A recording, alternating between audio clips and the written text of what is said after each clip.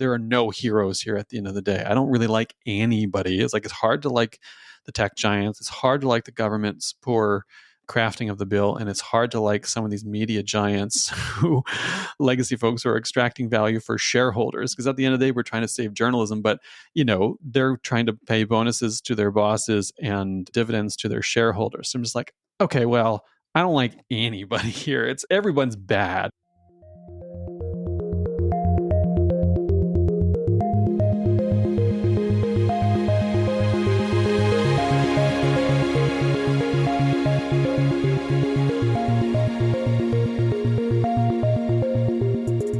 Hello and welcome to Tech Won't Save Us. I'm your host, Marx, and this week my guest is David Moscrop. David is a freelance writer who writes for a number of publications, including the Globe and Mail and the Washington Post. He's also the author of Too Dumb for Democracy, Why We Make Bad Political Decisions, and How We Can Make Better Ones. Now, in this week's episode, we'll be talking a bit about Canada, the country that I'm from. Maybe you're saying, Paris, I don't really care what's going on in Canada. And I would say, well, that's pretty mean.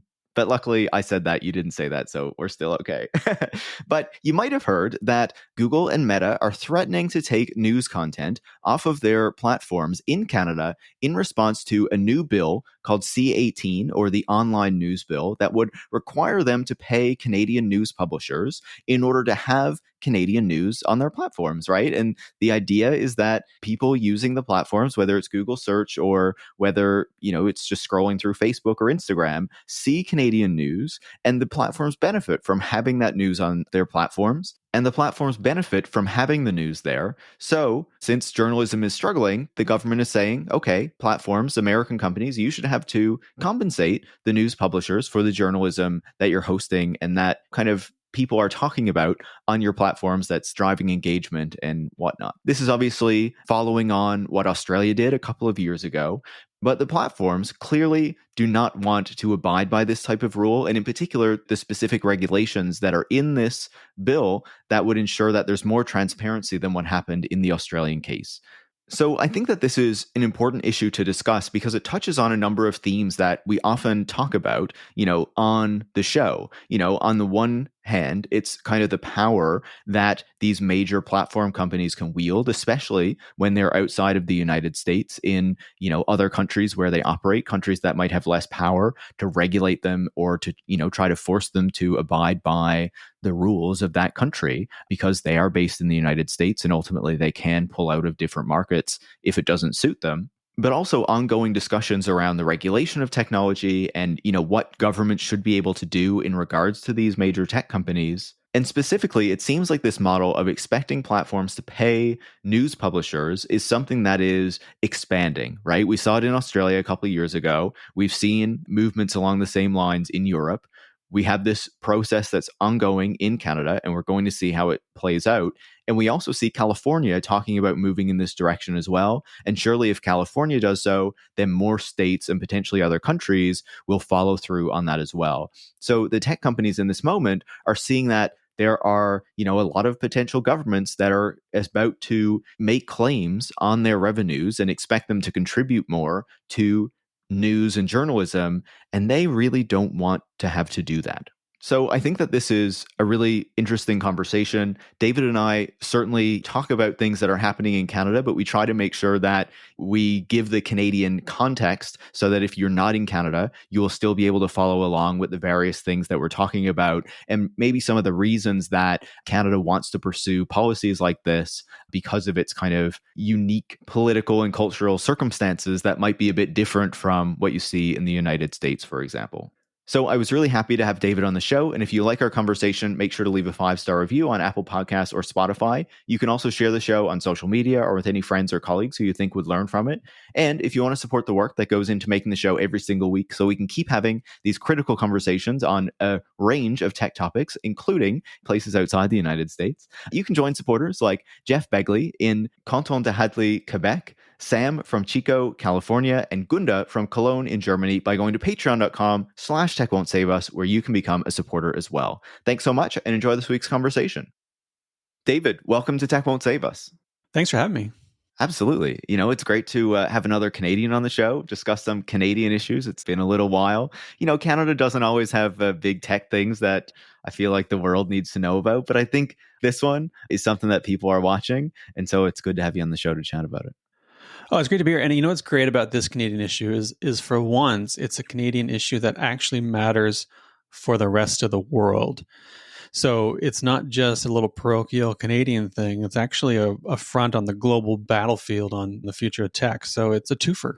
Absolutely. And that's what we like. So let's dig into it, right? I'm sure people maybe saw some stories recently about Google and Meta threatening to pull news in Canada. And that's in response to a recent bill called C18, or the Online News Bill.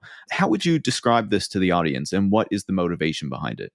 So the idea had originally sort of come from Australia, and the premise behind it is the government is going to induce the big tech companies, which is largely to say Meta and Google, to pay money to support legacy media, primarily legacy media.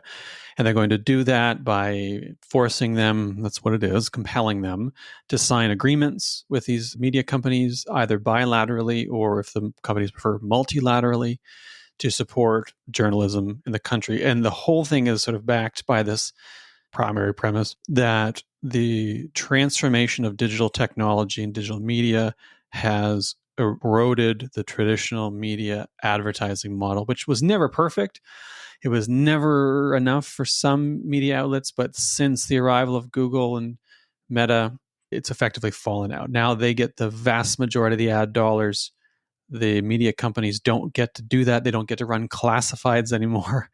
And they need some money. And there's a whole giant pile of money over here. And so the government's going to ensure that they get some of theirs. I think that's a really good way of describing it, right? Basically, the government is looking, seeing that there's all this cash in these foreign tech giants that, kind of dominate how we interact with and access information these days. And we also see, on the other hand, that the journalism industry in Canada, but in many other parts of the world, is really struggling right now. And so they're saying, okay, how are we going to address this? And they also see the example of the Australians who did it back in 2021. And, it's worked out like decently well down there. But I would also say the other piece there is that the media are pushing for this as well. They also see what came out of Australia and want to move forward with that. So I guess, can you talk to us a bit about what is going on in the Canadian media right now, the difficulties that it's facing, and why they might want to replicate this Australian model that we have seen kind of already happen down there? I mean, the Canadian media, usually I'd say it's a shit show, but it's actually kind of a shit show with some green shoots. I mean, it's something I've been thinking, so I try to think, because I don't want to erase the fact that there are a number of great independent, typically, incidentally, left independent media outlets who are doing very, very good work. They are the green shoots. There are independent places that aren't taking federal money. They don't want Fed money, or they don't want Google Meta money. They're making a go of it largely, in some cases primarily, through the support of their patrons and readers. So that's group A. There's kind of group B in the middle. And then there's group C, which is the legacy outlets. That's the big shit show. And it is a bunch of large corporations who, as large corporations are wont to do, wish to extract as much value from both the public and the state as possible.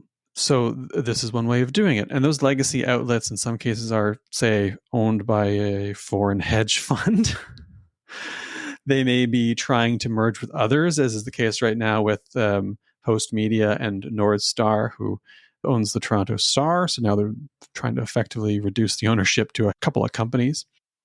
Absolutely. And it's probably worth saying there that the media industry is already heavily consolidated. Post Media owns many of kind of the newspapers that are left, kind of, the regional or kind of city newspapers that are left, as well as some national ones like the National Post. And then Nordstar, as you say, is the Toronto Star and some other ones. But they have also in the past few years been kind of swapping newspapers to close some down. Like, there's already been this process of further cuts to Canadian media, and their merger is kind of looking at furthering that again, right?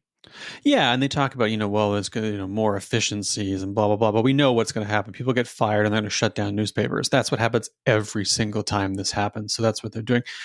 But in the meantime, they get to try to extract a lot of value. And keep in mind, The state already supports these outlets in a number of ways. There's like a journalism funding program, I should say, they can apply for. There's a massive labor tax credit that they can apply for. They absolutely love and need this. And with the Google and Meta money on top of all this, we're reaching a point, we may have already passed it actually, where over, say, half of the editorial budget for a legacy outlet is coming from handouts from the state and from Meta and Google. So to put that in perspective now, these companies absolutely need these deals because they require them to operate. So they want the money because if not, they can't afford to operate. Incidentally, the same kind of newspapers, in some cases, looking at you, Postmedia, that will turn around and bitch about socialism and lazy workers who need to get off their ass to go and blah, blah, blah. Meanwhile, half their costs are funded by, give or take, by other companies and by the government. So that's the state of the battleground right now. Irony is not dead, or maybe it is dead. Yeah, it's in a really bad place, right? And it's fascinating you say that because, yeah, Postmedia is largely this like right-wing media chain that really loves to support conservatives and all this kind of stuff, yet loves the public subsidies and stuff for their business model to keep them going and to keep funding, as you say, the U.S. hedge fund that owns them and that loaded them up with debt, that it's using a lot of that money to pay back, right? Yeah, and I'll quickly say, and people love when that happens. People say, "Well, it's capitalism for the poor and socialism for the rich." And I'm like, no. That's just capitalism. Yeah, that is how contemporary capitalism operates. It's very much an extractive industry where these private for-profit corporations are taking everything they can from their workers, but also from the state, while also saying that workers ought to not be so lazy and take so much from the government. Yeah, an essential point. And I was just going to add as well that maybe people who aren't Canadians or would not be familiar, but Canada also has quite a history of kind of cultural protectionism, right? And the idea that your media is going to be owned by foreign entities is not something that is very familiar in Canada. Same with telecom companies and things like that. We generally don't allow much foreign ownership of those sorts of industries. But in the case of Postmedia, the reason why it's owned by this US hedge fund or largely owned by it is that the previous government before Justin Trudeau was in power was Stephen Harper's Conservatives, and they were the ones who kind of allowed that deal to go through because usually something like that would not have been approved. And so that is another reason why we're kind of saddled with the situation that we're in today. Yeah, there was a long battle in Canada that prior to the kind of free trade agreement and then the North American free trade agreement of the 80s and 90s, where there was a media backlash and an intellectual backlash and a political backlash against opening up the country because the argument was, well, as soon as you do that, the Yankees are going to swarm in and we're just going to become the 51st state. And that was what animated a lot of people. Mordecai Richler was incidentally on the other side of that. I'll tell you a great little Mordecai Richler story. He was once on CBC debating Rick Salutin on free trade. And his argument, Salutin was like a cultural protectionist. And Mordecai Richler says, if free trade means that the dubious wines of the Niagara region will be displaced by the much more palatable wines of California, then I'm for free trade because there's only so much I can drink for my country. And of the Napa Valley. So that's why Mordecai Richler was open to free trade. But that was the battleground. And that was for a long time. The struggle in Canada was to be preserved. We need to resist the Americanization of the country. And I think particularly once the internet really caught on, that was just kind of over. There are remnants of it. Bill C-11, which was a bill that was trying to boost Canadian content in the country by requiring platforms and streaming services to surface that content, a bit of a reflection of that cultural protectionism. But by and large, that war, I think, is over, and the sort of open market Americanization has probably won. Yeah, there was a lot of that pushback to Bill C-11, which is also called the Online Streaming Bill, which essentially updates existing broadcasting rules that we've had for decades in Canada that say broadcasters need to show a certain amount of Canadian content and need to contribute to a fund where, it's helping to create more Canadian content. Now, streaming services need to kind of abide by those rules as well. And we've yet to see exactly what that is specifically going to look like because we're still waiting on the regulator to release the final rules. But yeah, you could definitely see that in the argument and the debate that was happening around that bill as well, where you had a lot of people who were defending the idea of extending these regulations to streaming companies because this is the way it works in Canada. And a lot of people saying this doesn't make any sense. Why are we still having Canadian content requirements, et cetera, et cetera? And so you can see that that fault line is still there and is still kind of present, which makes sense, I think, when you're a country that is next to such a large kind of cultural superpower like the United States. But we also recognize that, like, most people in Canada are watching a ton of American movies and TV shows and like watching CNN and MSNBC and all that stuff like all the time, maybe even more than they're watching CBC or CTV. So unfortunately, that's just the reality that we find ourselves in. Yeah, and it's been a long time coming, and I was sort of torn on that. It's going to depend again on what it looks like, and we just don't know, as you mentioned, what it's going to look like yet.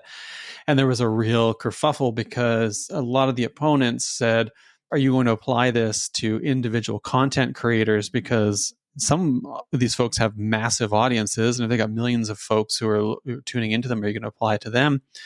And the answer was, no, trust us, we won't. And they've since said, no, we won't. But that is a regulatory decision that could change, right? So there was concern over kind of individual creators and how it's going to affect them. And there's a lot of anxiety there. But again, it does speak to this idea that the country is still nervous at some level about creeping Americanization, and probably always will be, even though it's pretty much happened. There's a few bulwarks. The Canadian Broadcasting Corporation, the state broadcaster, is one of them. Also, it's a battlefield, but the Online News Act has now gotten to the point where the battle has shifted to the future of the internet as it relates to these massive tech companies who don't want their turf further impeded on. And so that whole, you can draw a line between that cultural battle and the free trade battles all the way through to this current battle where, as I described it in a Substack post I wrote, is a turf battle. And it's the kind of the newest turf battle, but a pretty big one that could then set the stage for further battles, like Australia set the stage for this one. Absolutely. And I think just to pick up on a couple of things you said about the streaming bill as well, like I would say I was very supportive of that because I love the idea that we're going to force these companies to like show Canadian content, even if Canadians don't want to watch it. But like at least it's there and it's being promoted on the homepages and whatever, because I think that's important for some stupid reason. But I also find it interesting, though, to look at like the streaming provisions. And obviously, you know, this is moving forward in Canada. We've seen it moving forward in France as well, where they're doing something like that.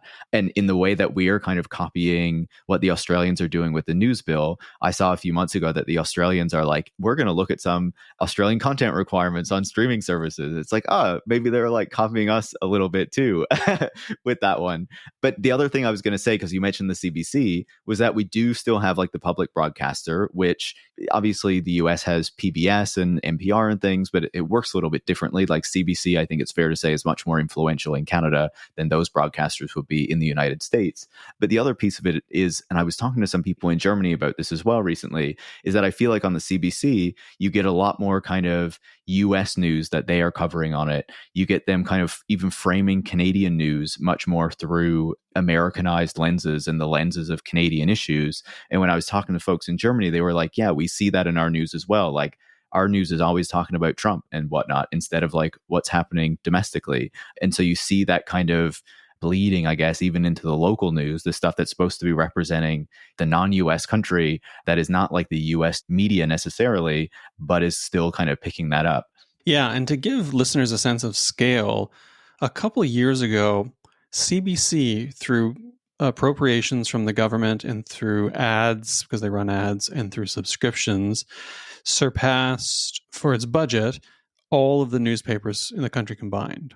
So it's big relative to other media spaces. It's quite big. And so it's central and has been a unifier for nearly a century. It was created by a conservative prime minister in, I think, of the 30s. So it's been a big unifier and largely has been seen as a kind of bulwark against this creeping Americanization, yet it's also in many ways been captured by that same Americanization. At the same time, that local news has increasingly atrophied. And some people like me make the argument that CBC ought to pivot, focus more and more on local news, for instance. So that's another frontier of battle, but it also ties back because now, people search for CBC on Google as soon as that comes into effect. But yeah, that context is important because the news battle we're having here is once more a function of an Americanization of the country that's causing local consternation because Meta and Google are multinationals, American companies who are now shaping the way once more that Canadians get or don't get their news. And there's a real sense among many people that we're getting pushed around by outside forces who have no business telling us how to live. And that is actually what it's doing, is undermining our sovereignty. I know it's a shocker, the listeners, that a multinational may try to undermine a state's sovereignty, but here we are. Yeah, absolutely. And, these are concerns that many countries, I think, outside the United States have as well, right? When we look at the American tech companies kind of moving in and increasing their power around the world. And I think that this is something that we're going to come back to and talk a little bit more later. But obviously, we talked about how the Liberal government under Justin Trudeau is pushing this news bill. What would you say have been some of the biggest concerns that people have levied about this approach that the government has taken by kind of framing this issue in the way that they have and approaching it in the way that they have?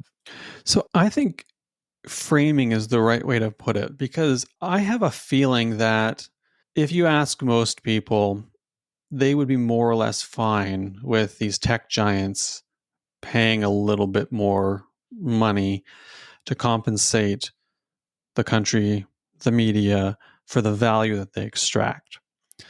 Because let's look at this from a kind of political economy angle. These companies come in and they extract a tremendous amount of value from their workers and from the state through infrastructure and through other programs.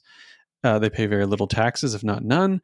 And then they extract value from their users as well, who are, in effect, part of their product. And they collect their data and they use that to build patents, and they make more money, and they further entrench, and they further monopolize, oligopolize, and they keep their competitors out. And they do that on the cheap. And so we come along and say, well, maybe, you should give a little something back because you've taken an awful lot. So that's the logic behind wanting a little bit more. And by the way, you've also destroyed journalism, which is essential to democracy in the process. And we think you should pay for putting it back together. And that's not to mention the broader concerns that exist around kind of Meta and its platforms, Facebook and Instagram, and kind of like, the disinformation and misinformation and stuff that circulates on those platforms that lead a lot of people to just believe really wacky things. I'll just give one example. Obviously, I think listeners will know that we have a carbon tax in Canada, but it's not equally applied across the country because some provinces were allowed to set up their own kind of unique systems that are not the federal carbon tax. And so where I live in Newfoundland, it's one of the Atlantic provinces on the east coast of the country. Our provinces recently took away their kind of local measures and accepted the federal carbon tax. And that just applied on July 1st, on Canada Day. It came into effect. And there were a lot of people in this side of the country that thought gas prices were going to go through the roof because this carbon tax was being applied, when actually what happened was the provincial carbon tax of 11 cents came off of gas and the federal carbon tax of 14 cents went on to gas. So it was an extra 3 cents a liter, which is still more, but it's not huge at the end of the day. But because of just how this was talked about and because of stuff that was going around on Facebook, people thought that they were going to be paying a crazy amount more for gasoline. Anyway, that's probably a bit of a diversion from what you were talking about. But it's an interesting one. And I'm glad you mentioned, because, whenever someone bitches about this, I remember as a kid, my mom would drive around town looking for gas that was 2 cents cheaper. I remember thinking to myself, I think this is inefficient. Yeah. Whenever someone, I sort of say to someone, how big do you think your gas tank is? How big do you, now if you're driving an F-150 or something like that, and you've got a 150 liter tank, whatever. But the whole point is to disincentivize that kind of thing, because it's killing us all. It's making life inhospitable and eventually our planet uninhabitable. But, you've got a 50 liter tank. It's 3 cents. Do the math. You're paying $1.50 more at the tank. And if you consume less and drive less, you get that money back as an incentive to be more efficient. So it's actually going to serve a lot of people, but you would never learn that from scrolling Facebook. So the government kind of says, okay, you're tearing the country apart. Why don't you give us a few bucks back to help us put it back together? And so fine. A couple of pushbacks against that is, one, the mechanism, which is to say framing it as a charging for hosting media, is kind of a non sequitur, which I think is compelling because I don't like large tech companies. I don't trust them. But I also don't like the idea that we're going to frame this need to pay more as a kind of fee for hosting or linking to media, because the argument is, well, this is a service. We're linking to you, we're indexing your site on the search engine so people can get to it. It's like saying we're paving the road and we're going to get charged because we paved a road for you to get where you want to go. That doesn't make any sense. Or someone posts a link on Facebook, they're helping because they're boosting you, and folks click on the link. They now look at your newspaper's ads and they get money from your ads. Or they hit a paywall and they say, oh, I'm going to pay for this newspaper because I want this. And so it's a weird way to try to sell the tax or the fee or the levy or whatever you want to call it, because it just doesn't seem to follow. And so the tech companies, now this is the controversial part, they call it a link tax. That didn't come from them. That came from civil society, the link tax framing. It was grabbed by industry as a kind of talking GR PR point. But I still find it kind of compelling, despite the fact that I don't love these companies, because it does kind of feel like they're now paying a tax to link to media, which doesn't make a lot of sense. And so now they're pushing back against that idea. And of course, the broader issue is they don't want to have to pay this in every country in which they operate. Australia was the tip of the spear. Canada is the next little bit. California is looking at doing this right now. It had hit Congress in the United States. They're worried that it's going to kind of spread like a domino. This is a kind of Cold War domino theories come back for them. And so they say, we don't want to be charged to host links in all these countries where we operate because we have links in all of them. We simply don't want to do that. So that's the framing. I think at the end of the day, the fundamental problem with it is a problem of framing it as a fee for hosting, or boosting rather, media links instead of money that they pay as a cost of doing business in a society from which they extract so much. Exactly. Instead of, as you're saying, the government has framed this as you have these links on your websites to news articles, and now you have to pay because those links are on your website. And so they're saying, okay, well, we're just going to take the links off so we don't have to pay it now, right? And instead, you could have said, listen, you've decimated the advertising revenues of these newspapers. You benefit from having them on your platforms. In some cases, people see the headlines or see parts of the articles and don't go to the newspapers. So we're setting up a framework where you should have to give a bit back as a result of that, right? But of course, again, the framing gets in the way. And I think that this is also somewhere where the tech companies are pretty crafty with how they come up with the ways to get people on their sides with the opposition to this. So calling it a link tax and saying it makes no sense to, have to charge to link to these things because this goes against the whole foundation of the internet, or with the streaming bill where the streaming companies saw their US multinationals, it's not going to be popular for them to come into Canada and say, we don't want to show more Canadian content or contribute to making Canadian content. So instead, they're going to say, but these influencers that you do they might get hit by this. So we should just oppose the whole thing, right? So they're very crafty with how they frame these things. But I would say one of the things that I'm concerned about as well, and that I saw in the Australian debate, and that I talked about then when this was going on back in 2020, was that I also don't like how you have these media companies. They are really struggling. They do need revenue in order to help to continue to fund journalism. And again, we can discuss whether they're actually going to do that or send that money to hedge funds or whatever. But if you make that kind of direct link to Google and Facebook, and you say, okay, you're making this deal with Google and Facebook. You have now a new permanent revenue stream that's coming from Google and Facebook. That obviously creates incentives not to criticize those companies, not to want to jeopardize that revenue stream. Maybe you don't want to see them broken up, or you don't want to see some regulations that are going to really impair their advertising divisions or what have you. And I think that sets up a really kind of nasty feedback loop or set of incentives that, I feel is probably not thought about, that the government hasn't thought through in setting up a framework like this. Mm-hmm. Yeah. And what's interesting is these deals were happening too, right? So it's not like the government was saying we're going to start 6 months from now after royal assent, once we've passed this bill and the king has stamped it. It's still so silly. Yeah. For people listening internationally, we're a pretty silly country. Yeah, we sometimes are kind of like Playmobil type Yeah. country. So, in the next 6 months, we're going to force you to start signing these deals, and we're starting from scratch. Well, the truth was these deals had been happening for some time already. Once the government passed the law, the Google actually and Meta started canceling the deals that already existed. So not only has this bill not done what it was intended to do, it's actually undone some of the stuff that had been already happening. So it was a bit of an own goal on the government's part, as well as of sort of vile bullying by the tech companies. I should say here, my frame for this is there are no heroes here at the end of the day. I don't really like anybody. It's hard to like the tech giants. It's hard to like the government's poor crafting of the bill, and it's hard to like some of these media giants who legacy folks who are extracting value for shareholders, because at the end of the day we're trying to save journalism, but they're trying to pay bonuses to their bosses and dividends to their shareholders. So I'm just like, okay, well, I don't like anybody here. It's everyone's bad. It's Always Sunny in Philadelphia. It's like you're meant to hate every character. They're all meant to be sociopathically so irredeemable that you're disgusted by all of them. Mission accomplished with this. So now we're kind of left thinking like, okay, well, now what happens? While cheering for nobody. It hasn't been a great couple of weeks for media in Canada.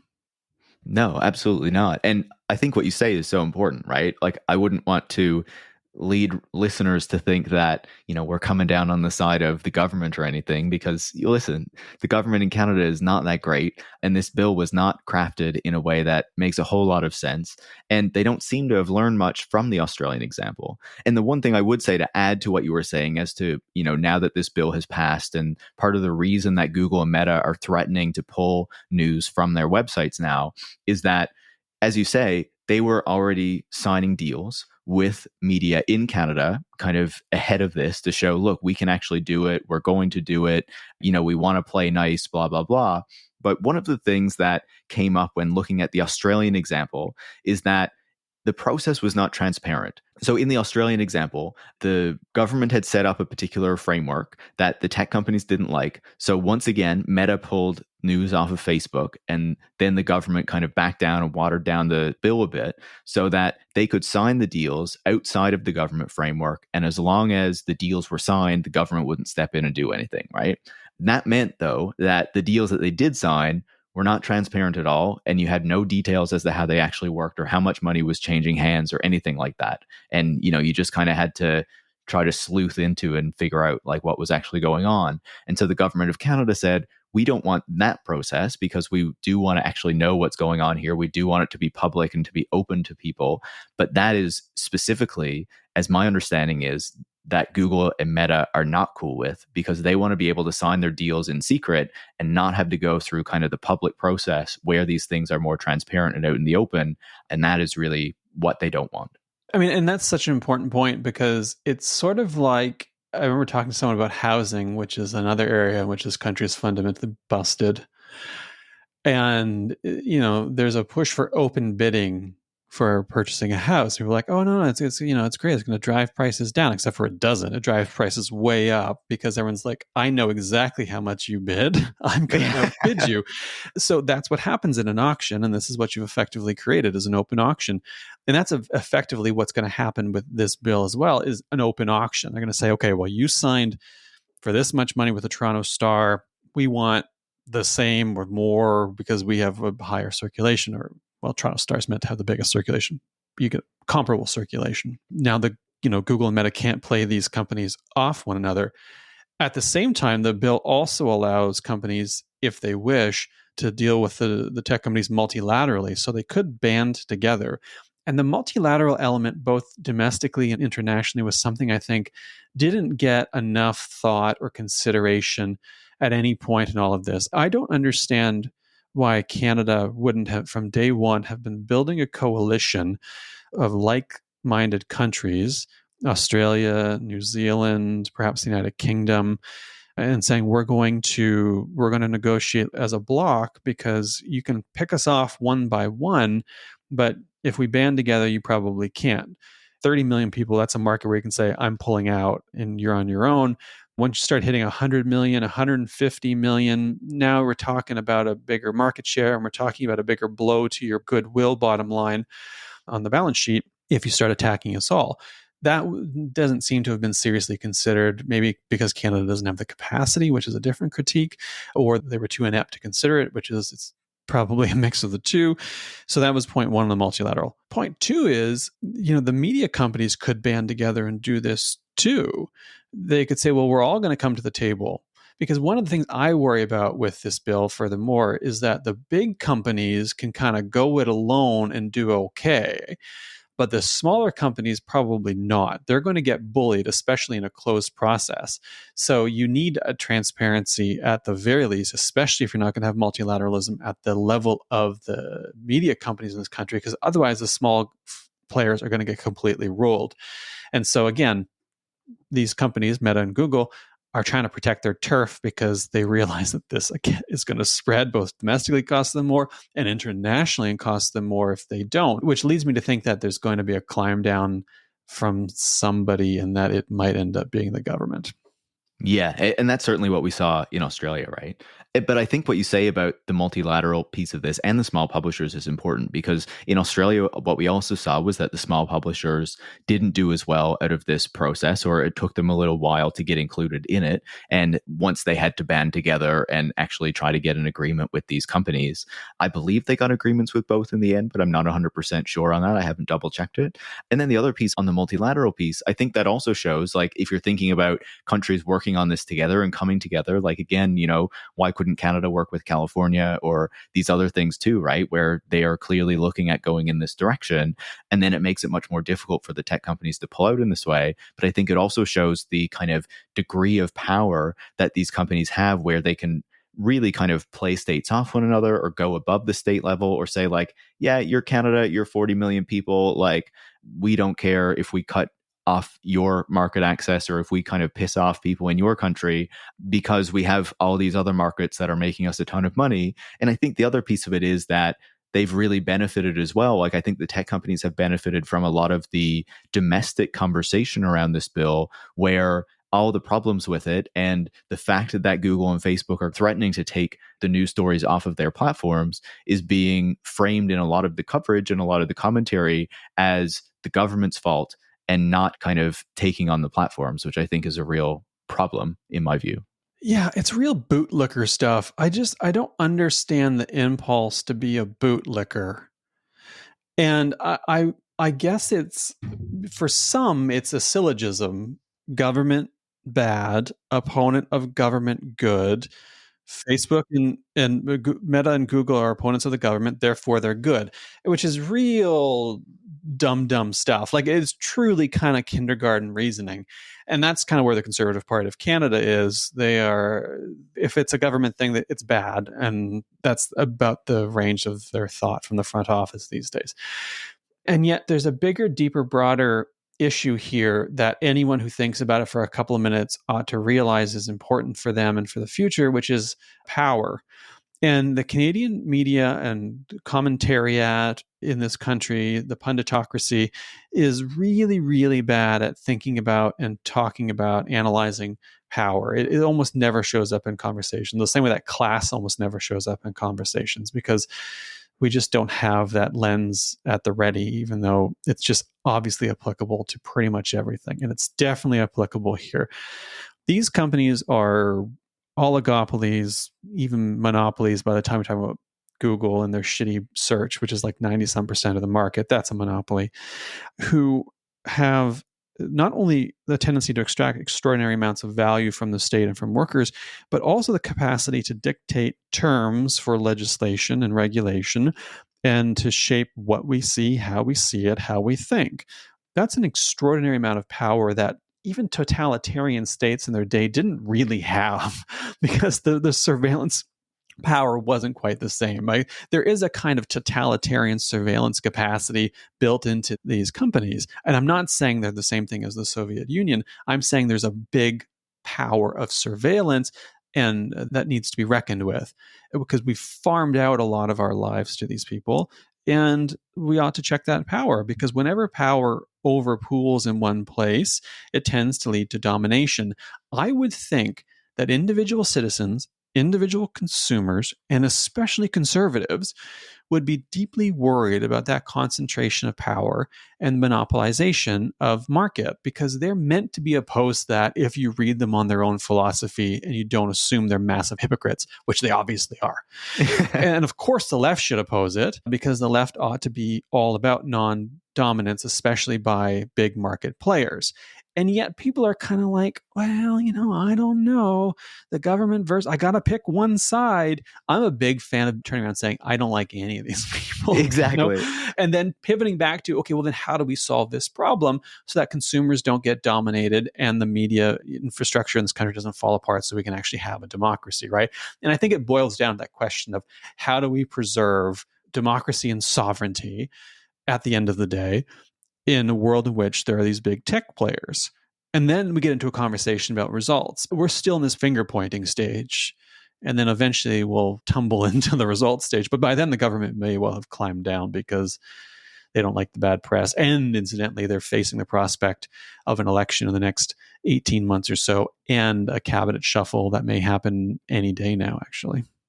I think you've put it so well, right? Like, I am not super comfortable with like Canadian nationalism and like, what does that even mean, right?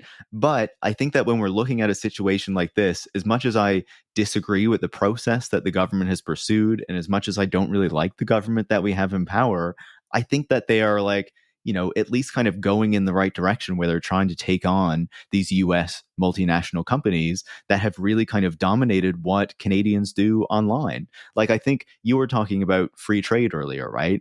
And this kind of view and concern that Canada and Canadian industry, or the Canadian economy, was going to be taken over by US companies. And I think one thing that we kind of like took our eye off of through the 90s and the 2000s, and I guess the 2010s as well, was how, the internet expanded and we all went online, and that was all wonderful and beautiful and great. But in the process of doing that, as the internet expanded into Canada and around the world, it brought US companies with it, right? And US companies dominate, whether it's Google or Facebook or Amazon or whatever, they dominate what we do online, whether it's shopping or watching stuff or searching for information. Even the notion that we would have a Canadian company that would be able to provide an alternative to that or be able to push back on it is just like unimaginable to most people, right? And certainly that the government might be involved in trying to support something like that and pushing back against US companies. And so I think that's something that we kind of lost as the internet was expanding and as we were in this kind of era of globalization. And I feel like, listen, the Trudeau Liberals are not going to lead us to some like, nationalist renaissance or anything like that. But I feel like, one thing that we're getting with the debate around this bill and the streaming bill previously is like a larger conversation, hopefully, around what role should these US tech companies play in Canada, and to what degree should they be able to set their own rules, and to what degree should they have to follow the rules that we set if they want to operate in our country. And that's why I feel like it's really important right now that, with these tech companies threatening to take the news off of their platforms, as much as I don't like the kind of bargaining process that the government has set up, I feel like it can't step back at this point, because then you're giving these major US companies another win against us and showing that we can't stand up to them. Yeah, I genuinely don't know what's going to happen. There's a lot. If I had to hypothesize, based on past data, my gut says the government might climb down. They might say, okay, fine, we're going to try to get a little closer to the Australian legislation. We'll cut you a break here or there. There's still several months before it comes into effect, because I can't see them saying, okay, well, you know what? We're just going to let the chips fall where they may and hope that traffic comes organically from people typing in the URL or people using DuckDuckGo or Bing or something like that. I just don't see that happening. So I do expect them to climb down, maybe with a new minister, because I have a gut feeling that Pablo Rodriguez, who's the minister right now at Heritage, who had shepherded this bill forward, might be on his way out. If I had to bet, I would say he might be on the endangered list. But I have this feeling that at the end of the day, Google and Meta know that this model has kind of stuck, that this is going to be a model that's picked up here and there and maybe eventually everywhere they operate, especially if California decides to pick it up. So they're fighting kind of a rear guard action right now against the expansive iteration of that model so that they can kind of limit how much it's going to cost them, even though it's going to get picked up elsewhere, because I do think it might. If Australia was the kind of initial test of the model, I think Canada is now the test of just how expansive that model is going to be before it starts spreading elsewhere. And I have a feeling we're going to fold because we are a people who fold on this stuff. The Trudeau government is, I just don't have they've got enough, they got enough guts to kind of do something, but not so much guts that they're going to do the big thing and then stick behind it. That's my sense. I could be wrong. I would be happy to be proven wrong, but I kind of think I'm right. I agree with you. I don't think that the type of people who to really kind of take this battle and continue with it. I would like to see that happen, right? I would like them to say, listen, you're operating in Canada. This is how it works here. Follow our rules or, get lost, right? And I think that might not work well for them because unfortunately, a lot of the Canadian media and the commentators have taken the side of the tech companies, which baffles my mind, but they have. So that might, result in a lot of negative press, especially once the news articles are taken off and people are like, why can't I access this on Google and blah, blah, blah. I do think there's plenty of reason to believe that people would still find other ways to get their news and stuff, but it would take a bit of adjustment, right? And the adjustment period would be a bit messy, I think. And I would just say as well, just to maybe add a bit of information that I don't think we've given out in this conversation yet, the estimate is that through this process, it might be about $300 million that Google and Meta would have to divert to Canadian media organizations to help fund their revenues and kind of what they do, right? Whereas according to the Canadian Media Concentration Research Project, which is, I believe, at the University of Ottawa or Carleton, I'm not 100% sure which one, in 2021, Google and Facebook extracted almost $10 billion in ad revenue from Canada. So just to show you the real kind of difference there, we're asking for them to contribute $300 million and they take $10 billion a year at least from Canada. So I think it shows you the real difference there. I know it's absolutely ridiculous. And I mean, it's like, by the way, this is the same country that is going to pour tens of billion dollars into EV battery makers, into automakers who have profits of hundreds of billions of dollars already, right? Where we have no problem paying out big bucks to companies, and we're certainly not going to stand up to them. And we've allowed ourselves, as have other states, to be played off against them. It's like the EV subsidy war, actually the broader green subsidy war, clean tech and so on, that's happening between the United States and Canada is happening because the two countries have decided we're not going to work together to limit corporate extortion.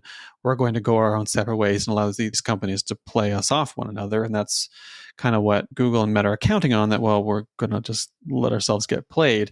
We're not going to stand up to these companies who extract just extraordinary amounts of revenue. And that people are kind of going to say, yeah, well, I get that it's about democracy and journalism, but like, I want my shit and I want it right now. And I want to be able to click it and for it to be easy because I'm dealing with a lot of stuff.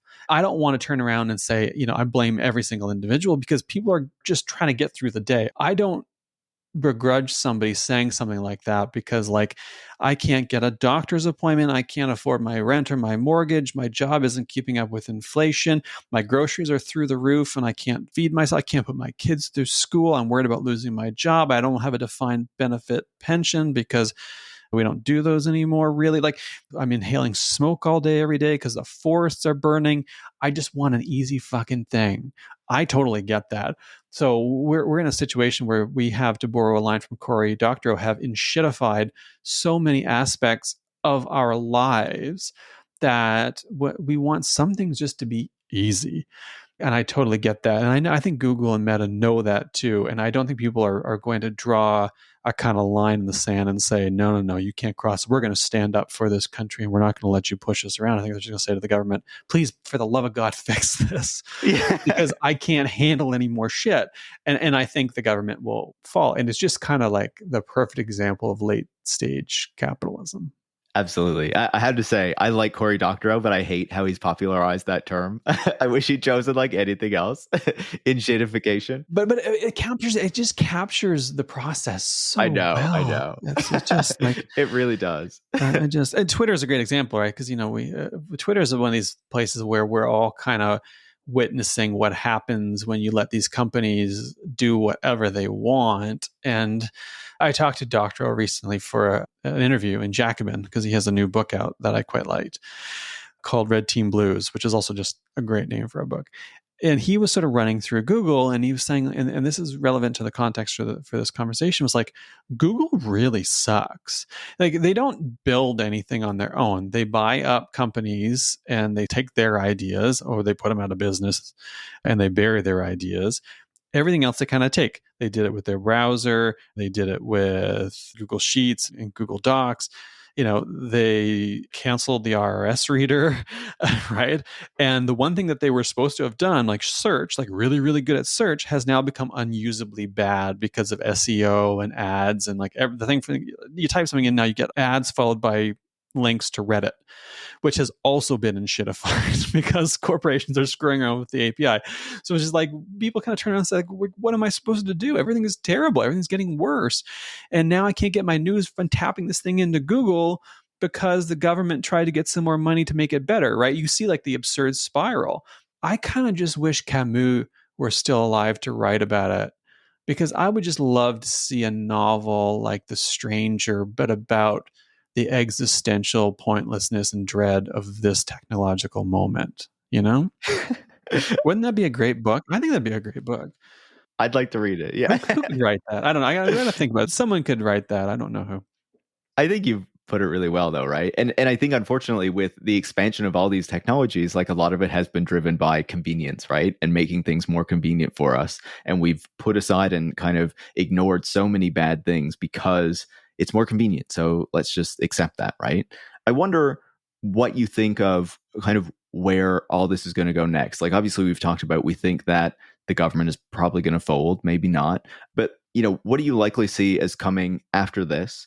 And do you think that there could have been, or there still could be, a better approach to this whole problem of journalism not getting enough funding and big tech companies having so much money and power in Canada? I've been thinking about the state of media and the future of media for a very long time, and I've done some research and some work on this. And to be honest, I've never really landed on anything other than a kind of assessment of the variegated pros and cons for different approaches. I mean, if you're getting your money from the private sector, you run into problems like the ones we're facing now. If you get it from the public sector, you run into the concern that, if government is funding media, does that influence or affect media independence? So that's a bit of a concern too, although I'm not as worked up about that as some people are. Yeah, I think the CBC does just fine getting its public funding, right? I do. I think so. And I think like at the end of the day, I don't really think it shapes the journalism on the ground all that much, if at all. So, do we want to bolster the public broadcaster? Do we want to reimagine the public broadcaster as a kind of open license broadcaster? I don't actually know. I'm still torn and I'm just happy I'm not in charge of it because to give the Liberals some credit, these are extraordinarily difficult files. They didn't send their best. One of the things that irritates me is if you kind of look at the folks who have headed some of these bills, they did not send their best. There are extraordinarily capable ministers in the Trudeau government, not the ones we get on these files, unfortunately. I wonder what things would have looked like had there been a different minister there. So maybe they'll get a reset. And I wonder if they'll kind of reset, bring in some better talent, try to reevaluate these bills. And I wonder if they'll also become a little more techno-skeptical because they had a bit of a love affair when they first came into power around 2015. It was, the tail end of the Obama years, and they were like, oh, everything's big data is the new oil, and it's going to techno-utopianism is going to solve all of our problems. And they kind of rode that wave all the way up to Sidewalk Labs, subsidiary of Alphabet, trying to pioneer a quote unquote smart city in the waterfront in Toronto, and the government was like all behind it. The Trudeau government was all in. The Kathleen Wynne government, that was a government, the Liberal government that governed Ontario at the time, they were all in. The city of Toronto, all in. And that fell apart too, and everybody got pretty burned. Incidentally, not because people were worried about data privacy and the privatization of public space, but because Alphabet wanted more land than they were willing to give them. You've had Josh O'Kane on here. His book Sideways is a must read on this. I highly recommend it. But, I wonder if that is going to engender a kind of techno-skepticism where future governments say, we're not so sure we want to give you carte blanche to do whatever you want, or we're going to expect a little bit more from you.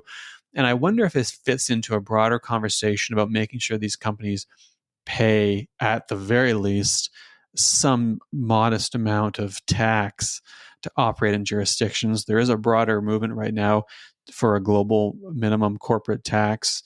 Canada is part of that. But to push that even further so that companies are finally paying for what they extract is what it is. It's a little bit like climate change. These companies create an extraordinary amount of externalities and they pay for almost none of it. And they really need to be paying for their externalities because otherwise this doesn't work. Absolutely. They should pay for it, but we should also rein them in, right? Big time. So that there's fewer. Yeah. We should smash them up. We used to have trust busting, but the old trust busting model, and the Americans are better on this than we are, because in Canada, the monopoly policy is to wave through monopolies, as we've learned. We have a competition bureau that does very little. It does little to encourage competition. It doesn't block mergers, so I don't really know what they're doing. Well, nothing is what they're doing. But back in the day, they would have said, okay, well, these companies are too big. They're too powerful. They control too much, and we need to break them apart. And part of the problem is they say, well, no, that's designed for a market share that is kind of consumer item based, and it's like 19th century and it doesn't apply in the 20th century. It doesn't apply anymore because this is a different kind of thing. But my response is like, bullshit, it doesn't apply. Like, if you can look at a company and say, okay, you've got 90% of a market share in search, you've got an X% of a market share on advertising in a space, you've got X number of patents that you are rolling out, you're building cities, and like at some point I just said, like, maybe we can design something that captures this phenomenon because it's really powerful. Because otherwise, we're going to end up in a world in which the whole thing is run by a couple of company stores, like it's the 17th century, right? Or you're going to end up with techno-feudalism, which is like not better. So we've got to take that trust busting model very, very seriously. But that's a whole different conversation. Talk about gutlessness. I don't love our chances at this juncture.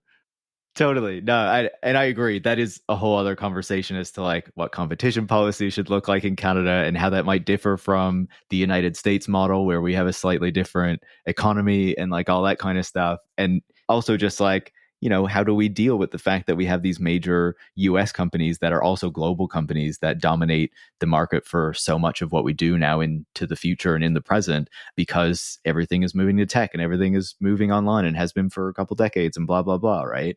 But I think what you say is important, right? There has been this shift within the governing party, within the Liberal Party, as to their orientation on technology from this much more pro-tech stance to this place where now they still want to bring in the tech workers, they still want to bring in the tech investment and all that stuff. And there's special immigration streams that are set up. So if you have tech skills, you can get into Canada more easily and all that sort of stuff.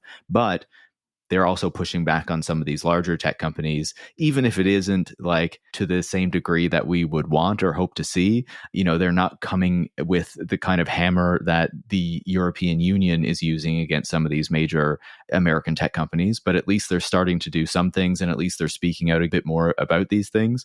And I think that is positive. No, I think so too. And I just really quickly, it's worth keeping in mind that there was sort of early belief that the internet would be this, by a handful of people, this great libertarian space. And these tech pros pretend to want a kind of techno-libertarianism, when what they actually want is to be able to do whatever the hell they want to do without government regulation, because that's they're used to not being told that they can't do something, and that the users will conform ultimately to what they want to do. So they don't want libertarianism. They want libertarianism as freedom from the government, but they certainly don't want responsibility to their users, and they don't want their users to be free to do whatever they please, which is why they fight things like, data privacy and so on and so forth, right? But now we're in a world in which we're starting to regulate tech. The General Data Protection Rule in the European Union was the first real cannonball that was fired, I think. And now I think these companies are realizing that the rest is coming down the pipe. So these are kind of existential battles for them.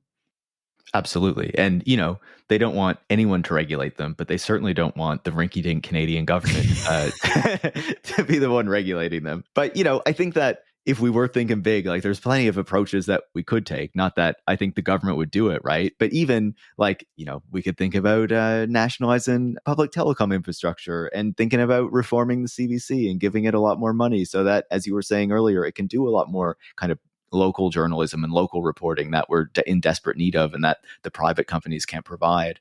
Or even just thinking about how we set up funding nonprofit and private media a little bit differently. Instead of linking it directly to tech companies, maybe setting up a separate fund, maybe giving Canadians an option every year to choose how some of that money is being directed to the publications they would want it to go to. So you have less of the concern about, the government choosing who gets money and all that kind of stuff. And maybe taxing like advertising profits of these tech companies instead of saying, hey, since you have links on your websites, you need to start paying media or whatever, but do a specialty like super tax on ad profits or something. Anyway, just some random ideas. But I think that there's many different ways that we can approach it. And that would potentially have some other kind of fruitful conversations, especially as you're saying, because the media is in such a dire strait right now.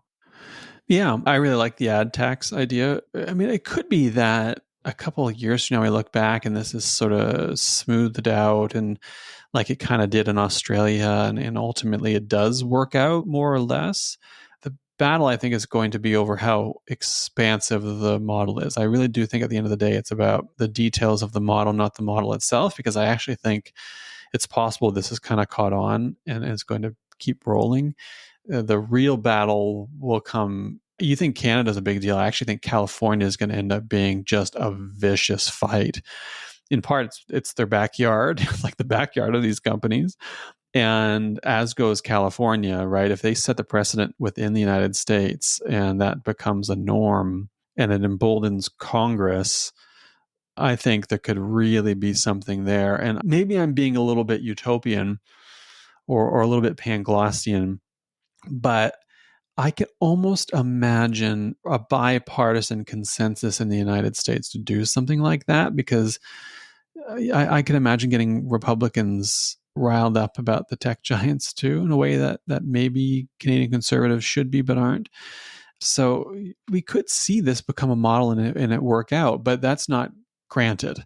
And the way the Canadian government has fought for it has not been as effective as it might have been. And so you can, at the end of the day, kind of look around and say, well, we expected the government to do its job. It didn't really do its job well. And so we're going to criticize them for it, even as we look and say, well, that doesn't mean we're taking the side of the tech giants because we don't really like them either. Exactly. And I think what you've said is a great way to kind of end off this conversation, because we're talking about something that's happening in Canada right now, but what happens in Canada also has bigger ramifications for how this model continues to expand. And in particular, if it gets entrenched in California, where, as I understand, there is bipartisan support from Democrats and Republicans to pursue this model, within that state, then it could not only expand through the United States, but then it makes it a lot easier for other countries to follow through as well. So, David, it's been great to speak to you about this, to dig into this Canadian issue for our international listeners. Thank you so much. Thanks so much for having me. David Moscrop is a freelance writer and the author of Too Dumb for Democracy. You can follow him on Twitter at David Moscrop. You can follow me at Paris Marx, and you can follow the show at Tech Won't Save Us. Tech Won't Save Us is produced by Eric Wickham and is part of the Harbinger Media Network. And if you want to support the work that goes into making it every week, you can go to patreon.com/Tech Won't Save Us and become a supporter. Thanks for listening.